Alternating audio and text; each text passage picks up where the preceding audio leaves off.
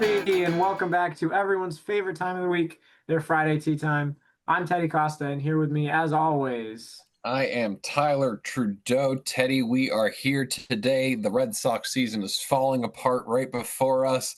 I got, my number 11 Celtics jersey on. People say, oh, Kyrie Irving? No, no way. Glenn Big Baby Davis, Big of Baby course, of the Davis. 2008 NBA champion Boston Celtics. So we are back at it, Teddy. A bit of a interesting news week, we'll call that. Sure. But I'm sure we have a lot to get into. But before we hit the timer, anything from you, my friend?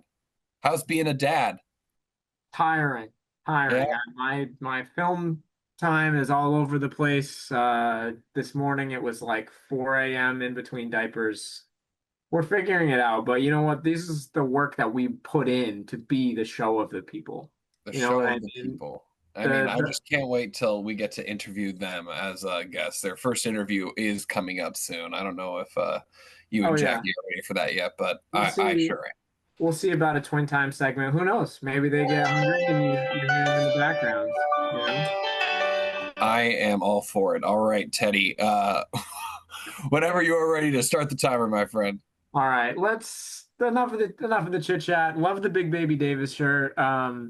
Classic insurance fraudster, which is insane, Oh but yeah, that maybe. Ooh, I did not. I did. I forgot I about mean, that. I still like him better than Kyrie Irving, and I would I say that mean, was my full chest. So anyway, that's a great pull. Love the jersey. Let's get 10 minutes on the clock.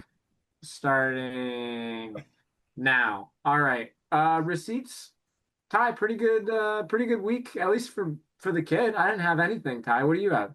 I mean, I could see how people might think that I should take a few, and we can give me L's for many things in my careers, and we don't have to list them out now. We can do that's maybe an off-season segment, the roast of Tyler.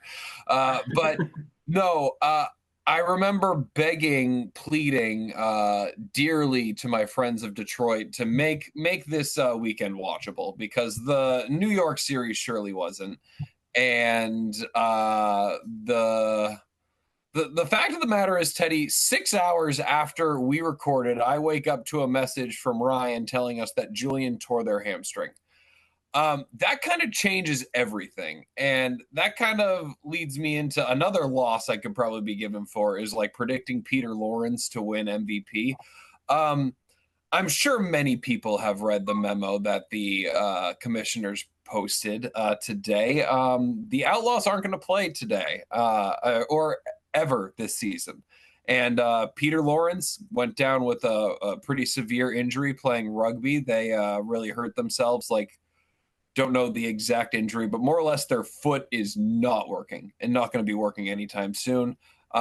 They can't play. It's heartbreaking to see a team that I personally despise, but it's a storied franchise. It is our most winningest franchise in the league. And to see this happen is truly heartbreaking. Teddy, I'm sure you have plenty to add to Yeah. this. No, tragic. I mean, I'd like to think nobody hates Austin Outlaws more than me.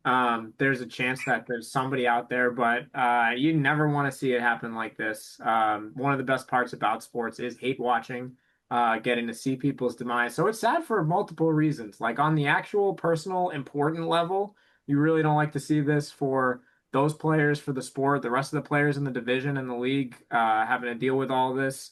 Um, and then the less important, big part of sports is hate watching, and now nobody gets to see that. So on two different fronts, this really sucks, and I hope that the league is able to overcome, and we're able to still get some good quad ball this year, and even better going forward. Just kind of a weird year in general, honestly.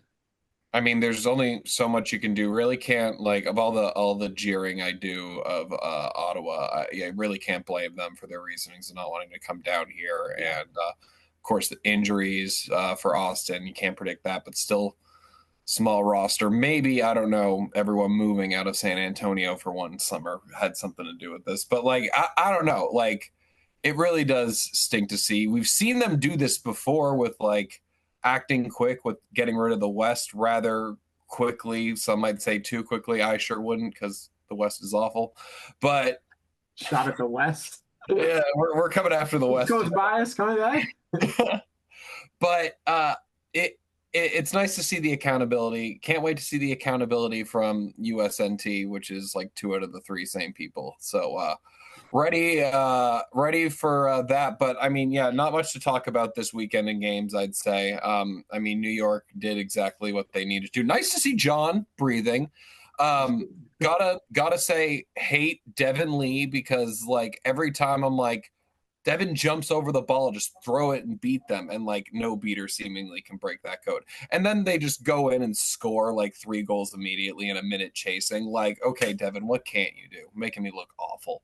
That's what I got. That's what I got. No, I mean, you really can't teach athleticism. And for the longest time, like as New York has been building this team and that core, I mean, a lot of that core has been around for almost 10 years. Like, their athleticism has continued to improve. And that's not what I was going to talk about, but you can't teach athleticism. Can't teach speed, can't teach height, which I know better than anybody. Can't teach athleticism. Devin Lee is dripping in athleticism. You can't teach heart either, Teddy, and you're Right. full of that. That's right. Absolutely. My notes on this series were that Charlotte just picked the wrong weekend to play a New York team with a lot of frustration to work out. Even with them shorthanded, it just shows New York's ability to continue to step their game up, like during the season as the games get more important. I did a very quick look, so somebody that has a better eye for detail than me, go look it up. But I think there's only been 2 actual shutouts in the history of MLQ. So that's like very rare, even with some years like big talent disparities. You and I have both been on really good teams playing against really bad teams.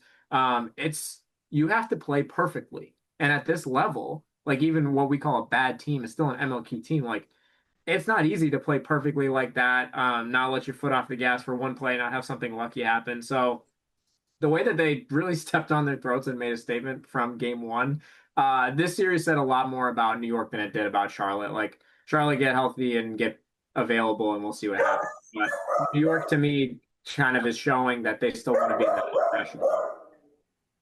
Yeah, I don't have much more to add to that. I have a dog barking in the So background. do I.